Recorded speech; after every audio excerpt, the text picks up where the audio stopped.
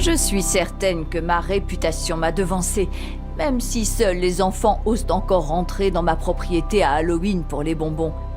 Depuis que cette mademoiselle Killian a été chassée de la ville, je suis la sorcière honoraire de l'île.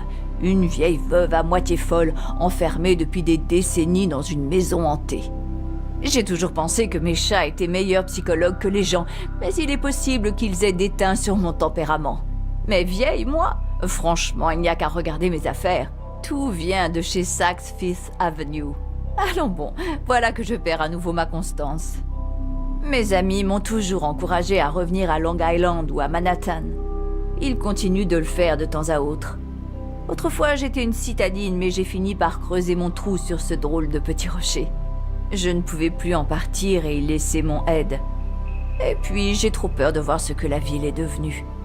On a l'impression que le temps s'écoule lentement, mais quand on jette un regard au dehors, tout a changé comme si on avait pris l'avion. Au premier regard que vous avez porté sur elle, vous avez su que cette maison était hantée, non? Il lui manque quelques couches de peinture pour retrouver son plus bel aspect, comme sa propriétaire. Mais elle n'a jamais été très belle, contrairement à sa propriétaire. Autrefois, j'en faisais le reproche aux Indiens. Je pensais qu'ils avaient jeté le mauvais œil sur cet endroit pour nous tuer. D'ailleurs, ça a marché, sauf que ça a été rapide pour Ed, tandis que je meurs à petit feu. L'homme qui a fait construire cette maison et la mine de Blue Ridge s'appelait Divor. On raconte que les Indiens l'avaient maudit pour le punir du mal qu'il avait fait, bien que j'ignore s'il avait réellement fait quelque chose qui justifiait leur colère et qu'il avait tout perdu. Il finit au bout d'une corde pour le meurtre de sa très jeune épouse. Comme je le disais, moi aussi, j'ai accusé les Indiens de n'être que des gens assoiffés de vengeance, incapables de pardonner une injustice vieille d'une génération. Quand on cherche la rancune, on la trouve. Oh, ils ont été mêlés à tout ça, c'est sûr. Mais cette maison était mauvaise depuis le départ. Vous n'avez pas choisi la meilleure partie de l'île pour observer les gens, ni la meilleure saison. Je me rappelle que l'été, il y a longtemps, les petits Madaando jouaient à s'éclabousser dans la rivière, tandis que la petite brume matinale montait doucement depuis le palude. À présent, on ne distingue plus rien dans cette purée de bois. Je ne sors plus beaucoup pour voir les gens. Je ne vais jamais plus loin que le porche où je m'assieds avec un livre en compagnie des engoulevents.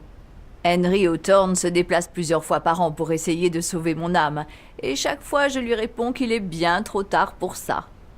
Il adore faire des croquis de cette maison. Il m'a dit qu'il était féru d'architecture contemporaine, ou quelque chose comme ça. Il y a aussi Helen Bannerman, ou pire, son empoté d'adjoint, qui sont bien obligés de venir vérifier si l'endroit n'empeste pas parce que je suis morte dans mon sommeil depuis des jours. Elle m'appelle Ellie, et je lui dis que je me rappelle du jour où elle a fait ses premiers pas. Quel malheur ce qui est arrivé à son père. Pour ce que j'en sais, c'est tout Kingsmouth, ça. Un mélange de tragédie et d'entrailles de poisson. Comment j'ai survécu à la tempête ? C'est bien simple. Tout le monde vous le dira en ville, je suis une vieille coriace. J'ai fait comme d'habitude. J'ai fermé les écoutilles et attendu que ça se passe. Je me souviens que les chats étaient comme fous. Ils feulaient et crachaient à qui mieux mieux, leur queue dressée comme un hérisson de ramoneur. Mais ces bestioles ont mauvais caractère. La plupart d'entre elles commencent à miauler avant même que leur mère ait fini de ronger leur cordon. Mais je suis contente que cette brume s'attarde un peu. Elle a dû sérieusement gêner les festivités d'Halloween en ville parce que personne n'est venu frapper à ma porte jusqu'à votre arrivée. Oh, je ne me plains pas. Je me suis résignée à avoir de la visite à cette période de l'année. Une fois ou deux, j'ai cru voir quelqu'un dans le jardin, mais Ed a dit que je me trompais et qu'il n'y avait rien. Il m'a demandé d'attendre que ça se calme, comme pour la grande tempête d'Halloween de 91.